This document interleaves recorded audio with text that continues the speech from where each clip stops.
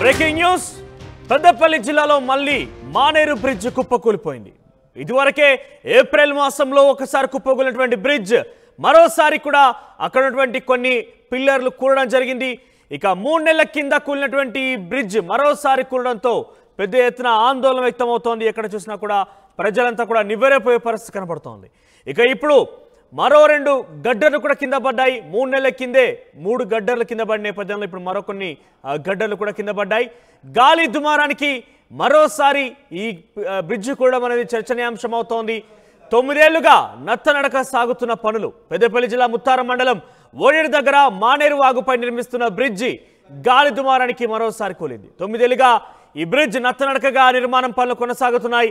మంగళవారం సాయంత్రం భారీగా వీచినటువంటి గాలులకు గర్మిల్లపల్లి వద్ద ఉన్నటువంటి వంతెన పైన పిల్లర్ నెంబర్ 17, 18 పైన 5 గడ్డర్లు పెద్ద శబ్దంతో కింద పడ్డాయని స్థానికులు తెలిపారు.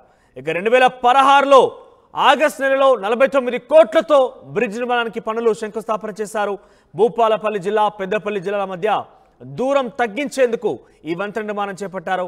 వంతెన నిర్మాణ సమయంలో వచ్చిన వరదలకు సామాగ్రి దెబ్బతినడం, కాంట్రాక్టర్లు సైతం పలుమార్లు మారడంతో పనులు లేట్ అవుతున్నాయని, 2 ఏళ్లుగా వాగు ఉధృతంగా ప్రవహించడంతో గడ్డర్లు సపోర్టుగా ఉన్న చెక్కలు దెబ్బతిన్నాయి. దీంతో ఈ ఏడాది ఏప్రిల్ 22న అర్ధరాత్రి గాలి దుమారానికి 1-2 నెంబర్ల పిల్లర్ల మధ్య ఉన్నటువంటి 4 గడ్డర్లు కింద పడ్డాయి. ఇప్పుడు మరో 5 గడ్డర్లు కింద పడ్డాయి. ఈ బ్రిడ్జ్ నిర్మాణం ప్రశ్నార్థకంగా మారిందంటున్నారు అక్కడి స్థానికులు. సో ఏదేమైనా కూడా 2024 ఏప్రిల్ మాసంలోనే ఏప్రిల్ 22న సుమారుగా 3 నెలల సమయం కావస్తోంది. అప్పుడు కూడా పిల్లర్ నెంబర్ 1, 2 పైన ఉన్నటువంటి 4 గడ్డర్లు కింద పడిపోయాయి. చాలా బీభత్సమైనటువంటి గాలి తాకిడికి ఈ గడ్డరు కూలిపోయినట్టు తెలుస్తోంది. సో ప్రస్తుతం నిర్మాణ దశలో ఇంకా కొనసాగుతోంది. 2016లో దీనికి శంకుస్థాపన వేశారు. 2016లో అప్పుడున్నటువంటి అదే పెద్దపల్లి జిల్లా భూపాలపల్లి జిల్లా మధ్య ఉన్నటువంటి కాళేశ్వరం ప్రాజెక్టు పూర్తయింది. కాళేశ్వరం ప్రాజెక్టు నీట మునిగింది. కాళేశ్వరం ప్రాజెక్టు తిరిగి మళ్ళా ప్రజా అవసరాల కోసం వినియోగించబడింది. కాళేశ్వరం ప్రాజెక్టు మీద కమిషన్లు వచ్చినాయి. కొత్తగా ఏర్పడినటువంటి ప్రభుత్వాలు కూడా వాటి మీద విచారణ చేపడుతున్నాయి. కానీ ఇప్పటి వరకు ఇంకా ఈ బ్రిడ్జ్ మాత్రం పూర్తి కాలేదు. 2016లో ప్రారంభించిన బ్రిడ్జ్ సుమారుగా 9 సంవత్సరాలు కావస్తోంది. 2 సార్లు కుప్పగూలిపోయింది. పలుమార్లు కాంట్రాక్టర్లు మారారు. కానీ అది ఇంకా కూడా ప్రజా వినియోగం కోసం అది ఎట్టి పరిస్థితుల్లో కూడా ఉపయోగపడే పరిస్థితి మాత్రం కనబడడం లేదు. మరి రైట్ సైడ్లో విజువల్లో చూస్తున్నారు.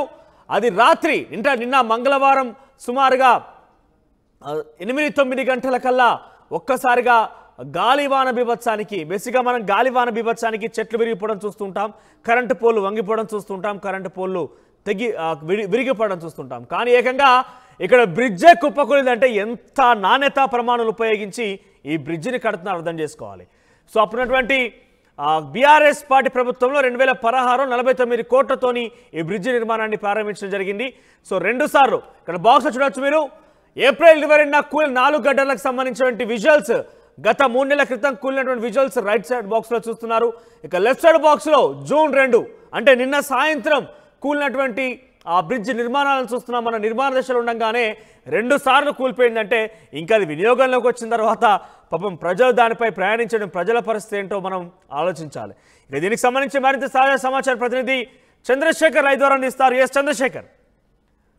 సో బేసిక్గా ప్రాజెక్టులు పూర్తిగా ఇరిగేషన్ ప్రాజెక్టులు కూడా పూర్తవుతున్నాయి. 2016లో నిర్మించిన ప్రాజెక్టులకి పూర్తయిపోయినాయి.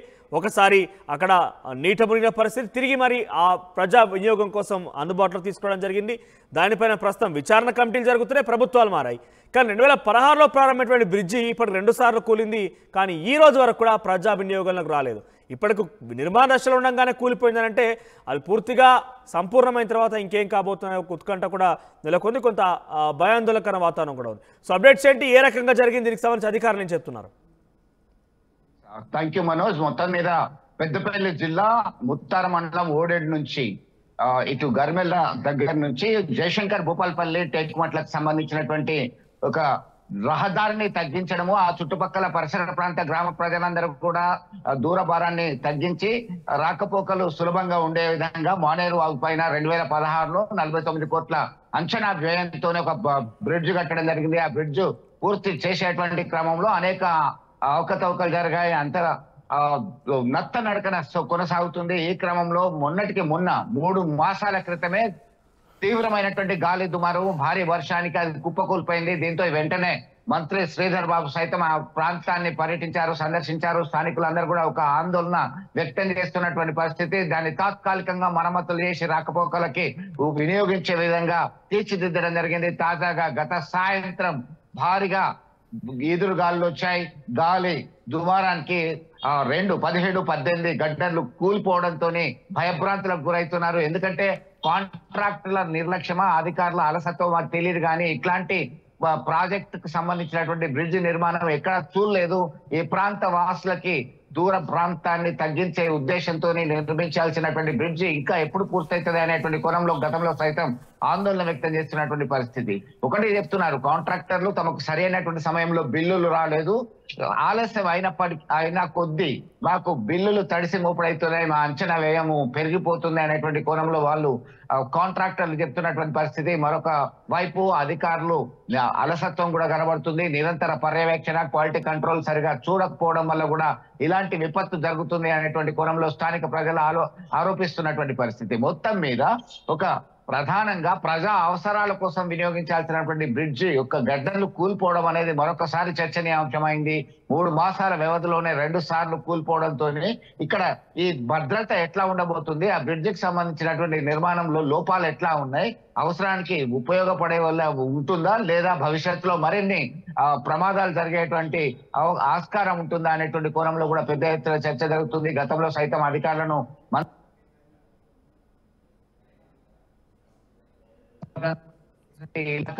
దానిలో భాగంగానే ఇదంతా కూడా జరుగుతున్నటువంటి నేపథ్యంలో కొద్దిగా సీరియస్ గా తీసుకున్నారు మ్యాటర్ ని. అయినప్పటికీ కూడా ఎవరు స్పందించట్లేదా అని చెప్పేసి ఒకవైపు చర్చ జరుగుతుంటే, మరొక వైపు ప్రకృతి వైపరీత్యం జరిగినప్పుడు ఎవరు ఏమి చేయలేము. ప్రకృతి వైపరీత్యం నేపథ్యంలోనే ఆ బ్రిడ్జ్ కొలాప్స్ అయిపోయింది. ఇప్పటికైనా పటిష్టమైనటువంటి నిర్మాణంతో బ్రిడ్జ్ అందించాలని చెప్పేసి స్థానికులు కోరుతున్నటువంటి పరిస్థితి. మనోజ్, అధికారులు ఏం చెప్తున్నారు? ఎందుకంటే ఇది ఒకసారి కాదు, సుమారుగా 2 సార్లు కుప్పకూలింది. మొదటిసారిగా కొంత ఆందోళనకర వాతావరణం ఉంటుండే, కొంత నిర్లక్ష్యం కారణంగా అక్కడ కాంట్రాక్టర్లను కూడా బ్లాక్ లిస్ట్ పెట్టడం, తరలించడం చూసాం. సో ఈసారి 2వసారి కూడా కూలింది. అంటే కేవలం మరమ్మతుల పేరిట కొన్ని పేక మెడల్ లాంటి బ్రిడ్జిలు కడుతున్నారు. నిజానికి ఇది ప్రజా వినియోగం కోసం. ఎందుకంటే సుమారు 2 సార్లు కూలిన తర్వాత దాని మీద ప్రయాణించేటువంటి ప్రజలకు కూడా కొంత ఇబ్బందికరంగా ఉంటుంది, భయాందోళన చెందిన పరిస్థితి కనబడుతోంది. సో స్థానిక మంత్రి ఏమంటున్నారు, అధికారులు ఏమంటున్నారు? ఖచ్చితంగా మనోజ్, మంత్రి శ్రీధర్ బాబు ఇప్పటికే ఆదేశాలు జారీ చేశారు. నిర్మాణపరమైనటువంటి లోపాలు, అలసత్వం ఎక్కడ ఉన్నా కానీ, ఎవరు దీనికి పాల్పడ్డా కానీ కఠిన చర్యలు తీసుకోవాల్సిందే, కాంట్రాక్టర్ ను బ్లాక్ లిస్ట్ లో పెట్టాలని గతంలోనే ఆదేశాలు జారీ చేశారు. తాజాగా అధికారులు ఒకటే చెప్తున్నారు, నిర్మాణపరమైనటువంటి లోపాలు ఎక్కడ ఉన్నాయి, ఏంటి అసలు ఆ స్టాండ్ లో ప్రాబ్లం ఉందా, లేకుంటే ఇక్కడే నిర్మాణ వైఫల్యం కనబడుతుందా అనేటువంటి కోణంలో సైతం సత్వరంగా మేము విచారణ జరుపుతాం, ఆ బాధ్యుల మీద కఠిన చర్యలు తీసుకుంటామని చెప్పి మాత్రము చెప్తున్నటువంటి పరిస్థితి. అయితే మీరు అన్నట్టుగా దినదిన గండం నూరే లాయిష్ లాగా ఎవరు అక్కడ బ్రిడ్జ్ నుంచి వెళ్లాలన్నా కానీ భవిష్యత్తులో సైతం ఇలాంటి అనుమానాలు రాక తప్పదు. ఇది ఇప్పటికైనా కానీ ఖచ్చితంగా క్వాలిటీ కంట్రోల్ చూడాలి, ఎలాంటి లోపాలు లేకుండా బ్రిడ్జిని సత్వరగతిన పూర్తి చేయాలి. ఎందుకంటే ఇప్పటికే 9 సంవత్సరాల నుంచి నత్తనడకన కొనసాగుతూనే ఉన్నది. ఇంకా ఎన్ని రోజులు? దీనిలో భాగంగా 2 సార్లు కూలిపోయింది. ఒకసారి పూర్తయిందని అనుకున్నాం. అంటే ప్రారంభానికి ముందే ఇట్లా కూలిపోవడం ఏంటి అనేటువంటి ప్రశ్నలు తలెత్తుతున్నటువంటి పరిస్థితి. మనోజ్, రైట్ చంద్రశేఖర్, ఓవరాల్గా మానేరు బ్రిడ్జ్ గతంలో ఓడేడ్ నుంచి గర్మిల్ల ప్రాంతానికి వెళ్ళేటువంటి ఆ యొక్క దూరాన్ని తగ్గించేందుకు, అంటే ఇటు పెద్దపల్లి జిల్లా అటు భూపాలపల్లి జిల్లా 2 జిల్లాలకు మధ్యనటువంటి ఆ దూరాన్ని తగ్గించడం కావచ్చు, ఆ 2 గ్రామాలకు మధ్య కొంత అంటే కొన్ని ఇబ్బందులు తలెత్తకుండా ప్రజల యొక్క సౌకర్యార్థం బ్రిడ్జ్ నిర్మాణం కోసం 2016లో 49 కోట్లతో బీఆర్ఎస్ పార్టీ ప్రభుత్వం అప్పుడున్నటువంటి మంథని ఎమ్మెల్యే పుట్టా మధుకర్ దీన్ని శంకుస్థాపన చేశారు.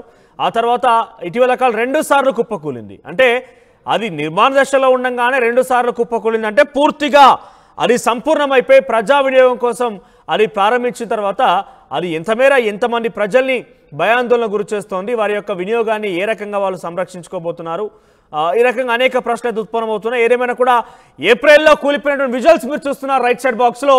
ఏప్రిల్ 22 కూలిన 4 గడ్డర్లు, 1-2 పిల్లర్ల మీద ఉన్నటువంటి ఆ గడ్డర్లు కూలడం జరిగింది ఏప్రిల్ 22నో 2024లోనే.